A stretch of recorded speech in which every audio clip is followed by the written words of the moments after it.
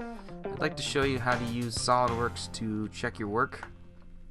So I'm going to be using the problems 36E and 37D to kind of demonstrate how to do that.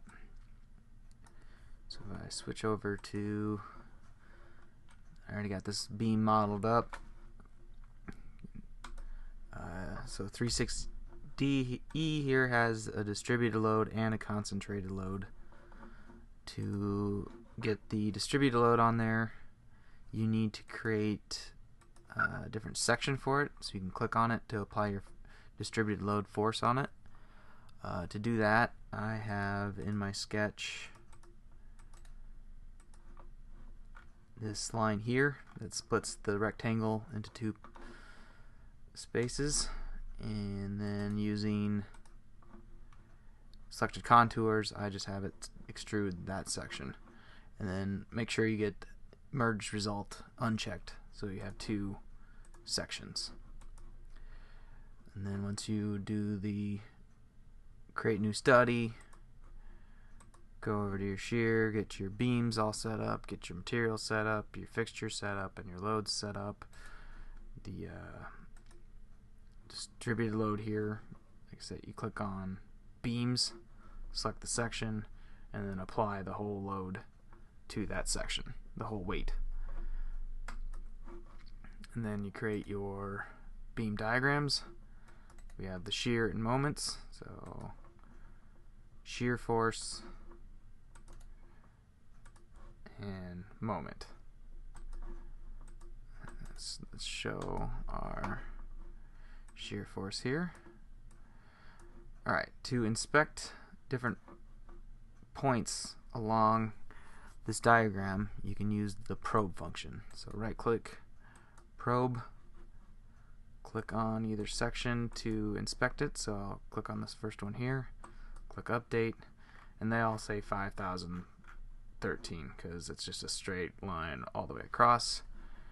And if we look at our math we had done in Excel, we can see from 0 feet to 7 feet it is 5013 all the way across.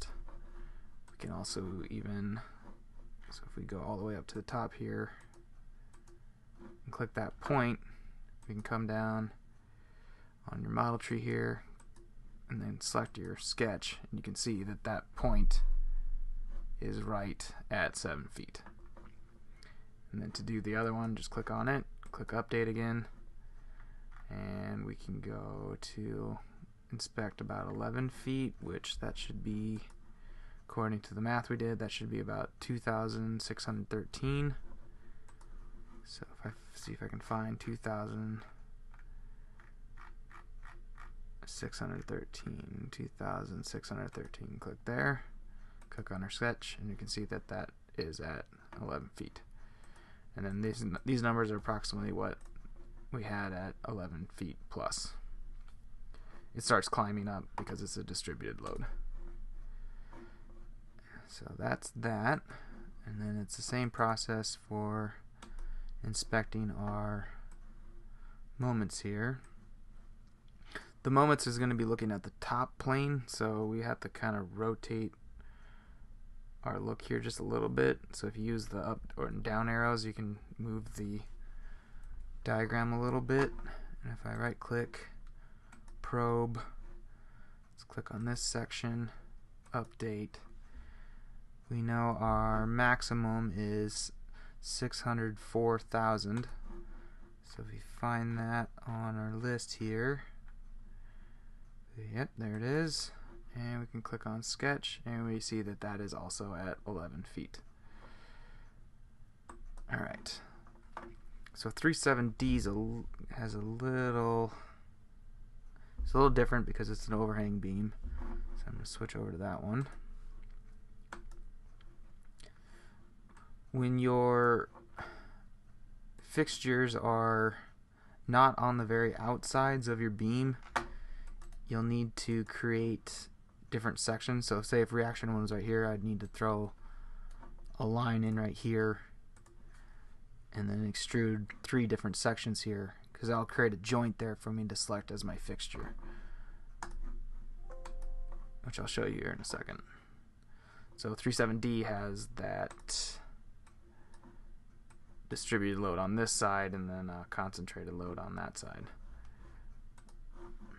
which you can see I have this section here for my distributed load and then this point out on the outside for the concentrated load.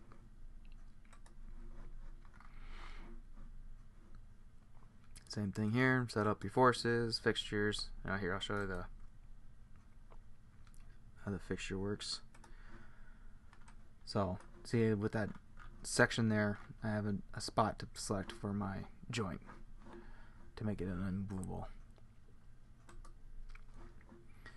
Alright, then